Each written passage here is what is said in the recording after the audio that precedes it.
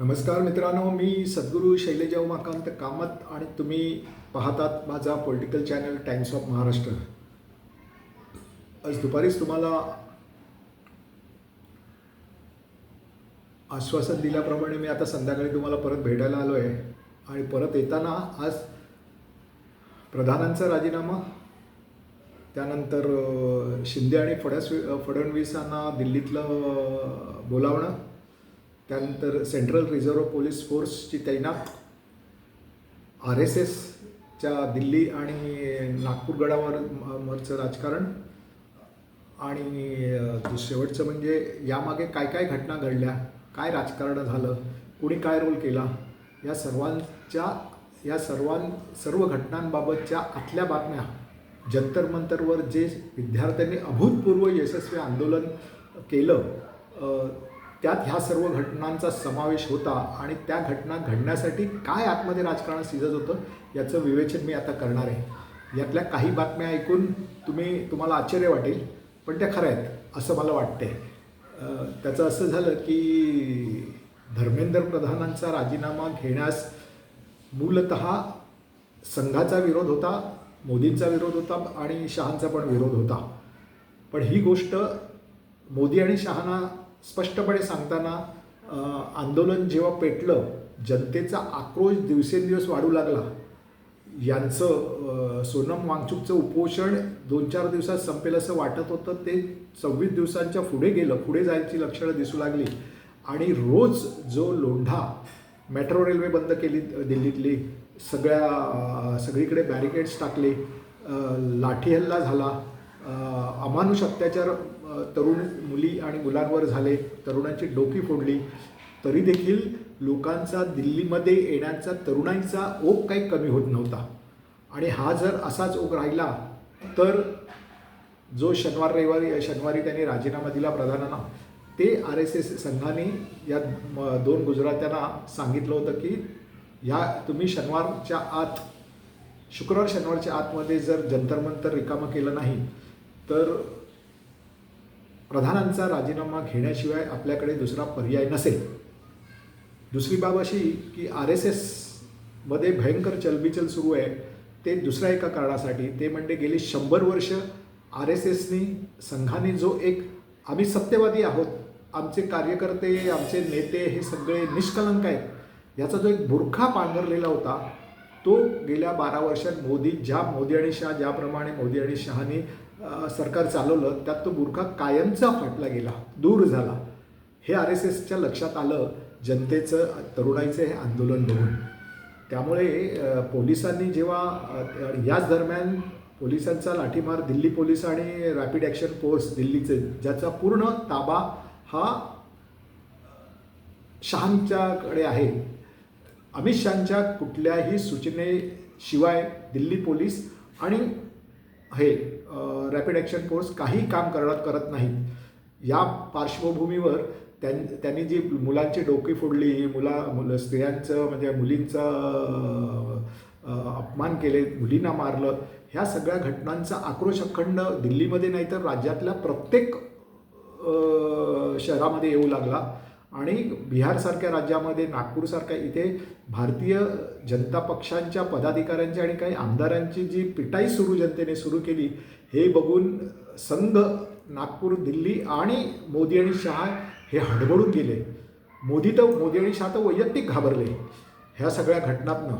त्यामुळे त्या पार्श्वभूमीवर आपल्या संरक्षणासाठी आणि जमलं तर हे आंदोलन परत एकदा चिरडून काढण्यासाठी, हिंसा करून, सरकारी हिंसा या विद्यार्थ्यांवर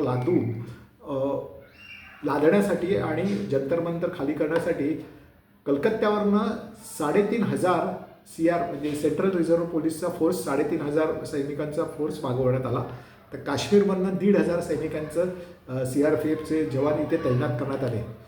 पण सर्वात मोठी कलाटणी या गोष्टीला दिली, ह्या 5,000 सैनिकांचं आणि अधिकाऱ्यांचं दिल्लीमध्ये आगमन झाल्यावर या लोकांनी म्हणजे या पॅरामिलिटरी फोर्सेस जे आले, सेंट्रल रिझर्व्ह पोलीसचे 5,000, त्यातील सैनिकांनी आणि अधिकाऱ्यांनी एक गोष्ट सरकारला स्पष्ट केली की आम्ही तुमच्या रक्षणासाठी शहादत द्यायला तयार आहोत. पण कुठल्याही परिस्थितीमध्ये आम्ही ह्या तरुणाईवर कुठल्याही प्रकारचे दांडके, लाठी हल्ला आणि गोळ्या चालवणार नाही. तुमचं संरक्षण करण्यासाठी आम्ही शहादत द्यायला तयार आहोत. तुम्हाला संरक्षित करण्यासाठी हे संसदेकडे जाणारी जी तरुण आहे ती आम्हाला तुडवून पुढे जाऊ दे, पण कुठल्याही परिस्थितीमध्ये आम्ही त्यांच्यावर लाठी हल्ला करणार नाही आणि गोळ्या चालवणार नाही. ही गोष्ट एकदा स्पष्ट झाल्यावर मी जसं म्हटलं तसं मोदी, शहा, RSS, दिल्ली आणि नागपूरमधले अत्यंत भीतीग्रस्त, त्याला त्यांच्या डोक्यामध्ये फोबिया तयार झाला भीतीचा, की आता काय होणार आपलं. कारण हे जे सर्व भारतीय जनता पक्षाचे सगळे म्हणजे जनसेवक वगैरे जे मोदी स्वतःला पदव्या लावून घेत होते निरनिराळ्या, त्या पदव्यांचा रुबाब हा फक्त त्यांना संरक्षण जे मिळत होतं पोलीस आणि पॅरामिलिटरी फोर्सेसकडनं त्याच्या बळावर होतं. ज्या क्षणाला दिल्लीतल्या ह्या सर्वांना कळलं की आता आपली काही गय नाही, त्याच वेळेला ठरलं की शनिवारी यांचा राजीनामा घ्यायचा प्रधानांचा, आणि त्यानुसार तो राजीनामा घेतला गेला. त्याच वेळेला दुसरी घटना म्हणजे या संदर्भात एक हाय पॉवर कमिटीची मीटिंग दिल्लीमध्ये भारतीय जनता पक्ष आणि RSSची केशवकुंजमध्ये झाली अशी बातमी आहे. आणि त्या मीटिंगमध्ये ह्या गोष्टी त्यांना स्पष्टपणे सांगण्यात आल्या. आणि त्याचवेळी शिंदे आणि फडणवीसांना दिल्लीत बोलावून फडणवीसांच्या गळ्यामध्ये शिक्षण मंत्र्याची माळ घालण्याचं त्याला ऑफर देण्यात आली, पण त्याने ती मान्य केली नाही. कारण महाराष्ट्रासारख्या प्रगत श्रीमंत म्हणजे राज्याचा मुख्यमंत्री शिक्षण मंत्री होण्यासाठी दिल्लीत जाणार नाही हे त्यांनी स्पष्ट केलं. आणि त्यांनी सांगितलं की मला अर्थ खातं किंवा गृह खातं मला मिळायला पाहिजे. तिकडे ते प्रकरण थांबलं तात्पुरतं. आणि त्याच वेळेला फडणवीसांना दिल्लीत आणणं याचा दुसरा एक अर्थ असा होता की गडकरींना नागपूरला घरी पाठवणं. त्यामुळे नागपूरच्या गडामध्ये संघाच्या मोठी गडबड होणार होती. त्यावेळेला गडकरींनी सांगितलं की मला तुम्ही घरी पाठवणार असाल तर फडणवीस ज्या जागेवरनं आमदार राजीनामा दिल्यावर ती जागा रिकामी होईल, तिथे माझ्या मुलाला आमदारकी मिळायला पाहिजे. अशा प्रकारची चर्चा, विवाद हे केशवकुंज दिल्लीत, नागपुरात आणि मोदी शहांच्या मध्ये सातत्यानं या सर्व आंदोलनाच्या दरम्यान सुरू होत्या आणि अजूनही आहेत. कळलं की नाही. CRPFच्या जवानांनी हे विद्यार्थ्यांवर म्हणजे विद्यार्थी वर्गावर गोळ्या आणि लाठी हल्ला करण्यास नकार देण्यास मागचं कारण त्यांनी दिल्ली पोलिसांचे अत्याचार आणि दिल्ली पोलिसांबद्दलचा जनआक्रोश जो अखंड भारतात पसरला क्षणार्धात, हे त्यांनी ऐकलं होतं आणि पाहिलं पण होतं. हे एक मोठं झालं. शिवाय RSSनी म्हणजे संघाने दुसरी त्यांची जी आपल्या विरुद्ध जे कोण बोलत आहेत त्यांना भावनिक अपील करून त्यांना जिंकून घ्यायचं किंवा त्यांना त्यांच्या आंदोलनात ते हवा काढून घ्यायचं हे जे त्यांचं तंत्र आहे ते त्यांनी यशस्वीरित्या सोनम वांगचुकवर केलं. आणि सोनम वांगचुककडनं सांगितलं की सोनम वांगचुक म्हणाले की या आंदोलनाचा धोका कदाचित अखंड भारतभर दंगली उसळण्याचा आहे. हे बघून त्यांनी त्यांचं उपोषण मागे घेण्यामागचं एक कारण ते होतं. पण ते कारण विद्यार्थ्यांपुढे चालत नव्हतं. कळलं की नाही. कारण विद्यार्थी शांततापूर्ण आंदोलन करत होते. कुठल्याही गोष्टीचं म्हणजे महात्मा गांधींच्या प्रिन्सिपल्सनुसारच विद्यार्थी त्यांचं आंदोलन पुढे चालवित होते.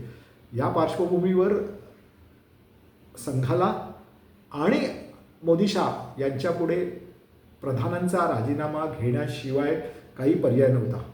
पण हे घडत असताना आता जे पुढे काय होणार आहे, यातनं पुढे काय होणार आहे, तर दुर्दैवाने आपला विरोधी पक्ष काँग्रेस सकट आज अनाभिज्ञ आहेत किंवा त्यांना ते कळत नाहीत. हे कळत नाहीत. राहुल गांधींच्या भोवती जे कोंडाळा आहे ते कशा प्रकारचा त्यांना सल्ला देतात हे देखील कळण्यात जागा नाही आहे. खरं तर हा प्रधानांच्या राजीनाम्याबरोबरच पंतप्रधानांचा देखील राजीनामाची मागणी राहुल गांधींनी करायला पाहिजे होती. त्यांनी पंतप्रधानांच्या घरावर धरणे धरलं, त्यांनी केली, पण तिथे जोर नाही लावला. आणि या संदर्भात मुख्य म्हणजे लहान मुलांच्या ज्या काही प्रतिक्रिया आल्या सर्व देशभर, नागपूर संघाच्या नागपूर गडावर जेव्हा विद्यार्थ्यांचा मोर्चा केला तेव्हा काही पत्रकार तिथे गेलेले होते. त्या पत्रकारांनी एक 12-14 वर्षाच्या मुली सांगत होत्या की त्यांचा राहुल गांधींवर राग होता, कारण राहुल गांधींनी त्यांची तिसरी डिमांड सांगितली होती की ती म्हणजे पंतप्रधानांनी माफी मागायला पाहिजे. तेव्हा त्या मुलींच्या रिॲक्शन होत्या, हा तर बहुरूपी माणूस आहे, हा खोटारडा माणूस आहे, हा स्वतःची खुर्ची वाटवण्यासाठी माफी मागून मोकळा आहे, याचा राजीनामा घ्यायला पाहिजे, अशी जनतेमध्ये तरुणाईमध्ये ती मागणी होती. ती राहुल गांधी पिकअप करू शकले नाहीत किंवा त्याच्यावर जोर लावू शकले नाहीत. त्यामुळे येणाऱ्या काळामध्ये मंत्रिमंडळात तर मोठे फेरबदल होणार आहेत, पण विरोधी पक्षांचा विशेषतः काँग्रेस पक्षाचा आणि राहुल गांधींचा स्टँड म्हणजे पवित्रा राहुल गांधी काय घेतात. पंतप्रधानांच्या मागण्या त्यांनी आज लोकसभा आणि राज्यसभेमध्ये अमित शहांचा राजीनाम्याची मागणी केली आहे, पण त्याचबरोबर ते एक स्टेप बाय स्टेप जाऊ इच्छितात असं दिसतंय. पण ते न करता ह्या आंदोलनाचा लॉजिकल एंड हे भारतीय जनता पक्षाचं सरकार बाजूला करणं, पंतप्रधान मोदींना पंतप्रधान पदावरनं बाजूला करणं हे ठेवून जर त्यांनी तसा पवित्रा घेतला राजकीय, तर मला वाटतं जनतेच्या मनात असलेली इच्छा राहुल गांधी पुरी करतील आणि त्यांची जी प्रतिमा आहे ती आणखीन उंचावेल. आपले महाराष्ट्राचे मुख्यमंत्री म्हणत आहेत की, आणि तुम्हाला दुसरी गोष्ट सांगायची मजेची की जे रात्री जे त्यांनी ट्विट केलं, व्हिडिओज केले मोदीने, ते मोदी अक्षरशः इतके घाबरलेले आहेत या सर्व आंदोलनामुळे की त्याचाच परिणाम म्हणून ते रात्रीचे 2 दिवस सातत्यानं 2 दिवस व्हिडिओ दाखवत होते ते त्यामुळे आता मी नेहमी म्हणतो की महाराष्ट्रामध्ये जसं मी नेहमी म्हणतो की लिडरशिप नाही आहे या फडणवीसना घालवण्यासाठी. जी सक्षम लिडरशिप पाहिजे ती नाही आहे या क्षणाला, कळलं की नाही. त्याचप्रमाणे राहुल गांधींचं नेतृत्व हे आत्ता कुठे फुलायला लागलं आहे. 77 साली जे जयप्रकाश नारायण यांचं नेतृत्व ज्या चळवळीला मिळालं तशा प्रकारच्या नेत्याची आज वानगा आहे दिल्लीमध्ये देखील. आणि राहुल गांधींनी जर पंतप्रधानांना फोकस करून जर पुढच्या आंदोलनाची दिशा ठरवली आणि स्टुडंट म्हणजे अभिजित दिपके आणि त्याची कॉक्रोच भारत जनता पार्टी यांनी देखील फक्त पंतप्रधानांच्या राजीनाम्यावर फोकस करून पुढील आंदोलनाची रूपरेषा ठरवली आणि या दोघांनी स्वतंत्रपणे ते आंदोलनं करता एकत्र येऊन जर आंदोलन करण्याची शक्यता निर्माण झाली, तर मला वाटतं की prime minister Modi's days are numbered. तर मात्र पुढील 6 महिन्यामध्ये पंतप्रधान मोदी आणि भारतीय जनता पक्षाचं सरकार हे दिल्लीतनं नक्कीच पदच्युत होईल अशी निरीक्षकांची नोंद आहे आणि मलाही तसंच वाटतं. आता ह्या बातम्या प्रत्यक्षात किती सत्यात येतात हे येणारा काळच दाखवणार आहे. त्यामुळे मित्रांनो, मला जे काय मी जसं दुपारी म्हटलं तसं त्याप्रमाणे मी तुम्हाला ते सर्व सांगून मोकळा झालो आहे. तुमच्याप्रमाणे मी देखील आतुर आहे की यातल्या किती गोष्टी खऱ्या ठरतात आणि किती गोष्टी विरोधी पक्ष जोम लावून, कारण विरोधी पक्षाचा प्रॉब्लेम आहे की विरोधी पक्षामध्ये मुलायम सिंगचा, अखिलेश यादव, आता ती मोठी डायनामिक आमची ममता दिदी हे आता गप्प बसलेत ना. राहुल गांधींना जी साथ पाहिजे, त्यांनी जे प्लॅनिंग केलं, राहुल गांधींनी सांगितलंच होतं ना पुढच्या 6-8 महिन्यामध्ये पंतप्रधान मोदी राहणार नाहीत त्या पदावर. त्याची सुरुवात त्यांनी चांगली जोमाने केली. हे इन बिटवीन हे कॉक्रोच जनता पार्टीचं हे आलं. आता मात्र त्यांनी सर्व राजकीय घटनांचा साकल्याने विचार करायला पाहिजे, जेणेकरून पुढच्या 6 महिन्यामध्ये मोदींना बाजूला करून एक मोदी म्हणजे लोकशाहीला बळकट करण्यासाठी, लोकशाही भारतामध्ये परत विकसित फुलवण्यासाठी काही ना काही येणाऱ्या सरकारला करणं शक्य होईल. मित्रांनो, माझे जर विचार तुम्हाला, माझ्या बातम्या जर तुम्हाला आवडल्या असतील तर न चुकता माझ्या या व्हिडिओला तुम्ही लाईक करा, शेअर करा, तुमच्या एरियातल्या सर्व राजकीय पक्षांच्या नेत्यांना ते पाठवा. आणि नेहमीप्रमाणे शेवटी सांगतो की कुठे असाल तिथे गर्वाने म्हणा की आम्ही मराठी आहोत आणि जिथे जाल तिथे न चुकता मराठीत बोला. मी नेहमी सांगतो त्याप्रमाणेच की आता हे राजकीय व्हिडिओज तर मी सतत करतच राहणार आहे. माझा पुढचा राजकीय व्हिडिओ येईपर्यंत प्लीज टेक केअर.